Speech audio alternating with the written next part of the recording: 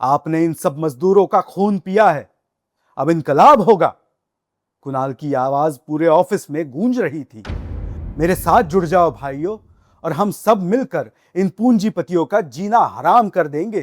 पहले तो कुणाल को यह समझ नहीं आया कि कुर्सी के होते हुए वो डंडा कुणाल के नितंब पर पड़ा कैसे। लीडर बनने की ख्वाहिश तो कुणाल कदम में पहले से ही थी, पर लीडर बनके जिम्मेदारी उठाने की इच्छा नहीं थी। उसे तो हमेशा विद्रोही दल का नेता बनना था। क्यों? क्योंकि विद्रोही दल का नेता बनके हर किसी का विरोध किया जा सकता था। बचपन में क्लास के मॉनिटर का विरोध करके उसी को सजा दिलवा दी। कॉलेज में प्रिंसिपल का विरोध करके कॉलेज ही बंद करवा दिया।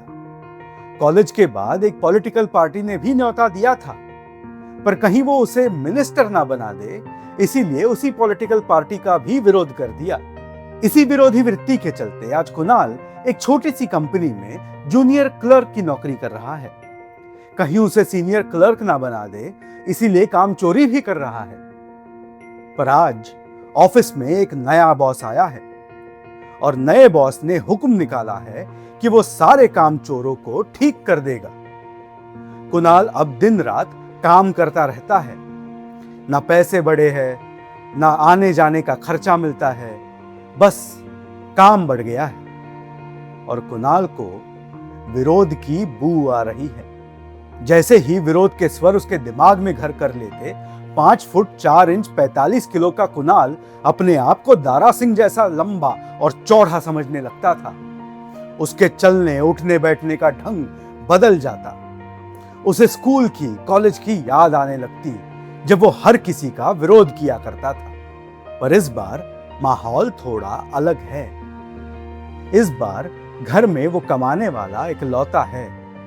पापा रिटायर हो चुके हैं, और माँ अब थोड़ी लंगड़ाने लगी है। घर में सब लोग उसकी शादी करना चाहते हैं, पर कुणाल ने शादी का विरोध करके उस बात को वहीं खत्म कर दिया। एक दिन बॉस ने उसकी काम चोरी पर उसे सबके सामने डांट दिया।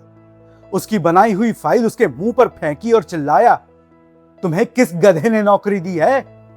अगर सारा काम ठीक नहीं हुआ तो यह महीना तुम्हारा आखिरी होगा। ऑफिस के सारे लोग उसे देख रहे थे, मन ही मन शायद हंस रहे थे। ये सब देख कुणाल की आंखों में गुस्सा उबल रहा था, पर कुणाल चुप रहा। पर उसके गुस्से का बांध तब टूटा जब जाते जाते बॉस कुछ फुसफुसा गया, इडियट।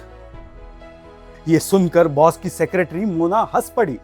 बाकी लोगों ने भी अपना मुंह दूसरी तरफ कर लिया। ये देख कुणाल का असली रूप जाग उठा। उसने अपनी शर्ट की ऊपरी बटन खोली और लपक कर एक टेबल पर चढ़ गया। ये तानाशाही नहीं चलेगी मिस्टर बॉस, मैं आपका विरोध करता हूं। सब हक्का बक्का होकर उसे देख रहे थे। कुणाल फुल ऑन भाषण दे रहा था। आपने इन सब मजदूरों का खून पिया है, अब इनकलाब होगा। कुणाल की आवाज पूरे ऑफिस में गूंज रही थी। आज के बाद यह अन्याय नहीं सहा जाएगा मिस्टर बॉस। जब तक हमारी मांगे पूरी ना हो जाए, मैं अन्न त्याग करूंगा। कुणाल ने ऑफिस के कॉमन एरिया में खड़े रहकर यह घोषणा कर दी कि वो भूख हड़ताल करेगा। सब खड़े अचंभित होकर उसे देख रहे थे। ऑफिस के बाहर 2 चपरासी कुणाल को रास्ते पर फेंक कर चले गए। तीसरे चपरासी ने कुणाल की बैग उसके मुंह पर दे मारी। पर कुणाल इन सब हैकड़ियों से डरने वाला नहीं था। कुणाल को यकीन था कि वो अपने ऑफिस में क्रांति लाने वाला है। चे गवारा की आत्मा उसके भीतर जाग उठी थी। कार्ल मार्क्स की छवि उसकी आंखों के सामने थी। अब शोषण का अंत होगा। इस यकीन से घर जाने के बजाय कुणाल ने उसका डेरा उसी ऑफिस के सामने डाल दिया।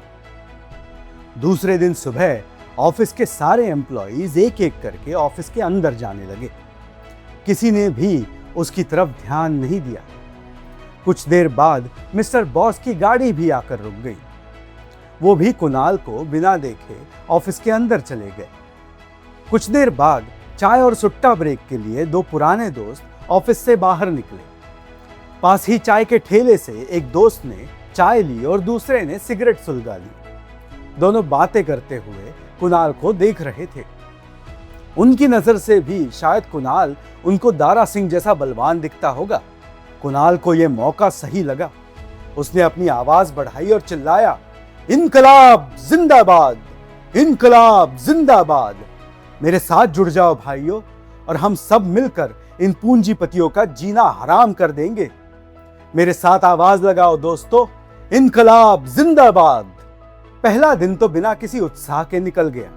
सारे ऑफिस के एम्प्लॉइज अपना अपना काम करके घर चले गए। जिस प्यून ने उसकी बैग फेंकी थी, वो ऑफिस बंद करके कुणाल के ऊपर हंसकर निकल गया।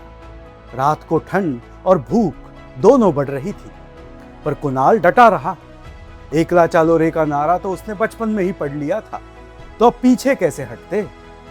दूसरे दिन ऑफिस के लोग कुणाल को फिर इग्नोर करके अंदर चले गए, पर इस बार थोड़ी हिचकिचाहट चाल में जरूर थी।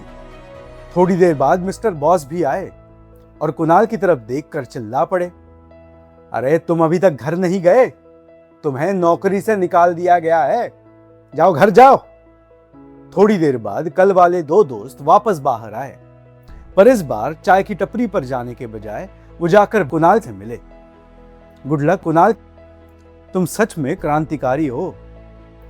कुणाल ने उन्हें देख मुस्कुराया, तो जुड़ जाओ मेरे साथ, आओ एक साथ लड़ते हैं। नहीं भाई, बॉस की डांट नहीं सह सकते, और हमारे घर भी तो चलाने हैं। हाँ ठीक है, थोड़ा काम बढ़ गया है, पर सह लेंगे थोड़ा। इन तीनों की बातें अंदर से देखकर बॉस आग बबूला हो रहा था। बॉस ने झट से फोन घुमाया, आज तो कुणाल की खैर नहीं। कुछ देर बाद कुणाल के लिए ऑफिस के लोगों ने एक कुर्सी का इंतजाम कर दिया। उस पर कुणाल बैठ गया और समझ गया कि उसका विद्रोह सफल हो रहा है। शाम होते होते कई सारे ऑफिस के लोग उससे आकर मिलकर गए, और बॉस ये सब देखकर और पगला रहा था। बॉस ने फिर से फोन उठाया और 15 मिनट में वहां पर पुलिस की गाड़ी आकर खड़ी हो गई। पुलिस की वैन से एक हट्टे कट्टे हवलदार साहब सागवान का डंडा लेकर उतरे और कुणाल के गूदे पर एक जमकर चपेट लगाई। कुणाल कदम अपनी कुर्सी से 2 फुट ऊंचा कूद पड़ा।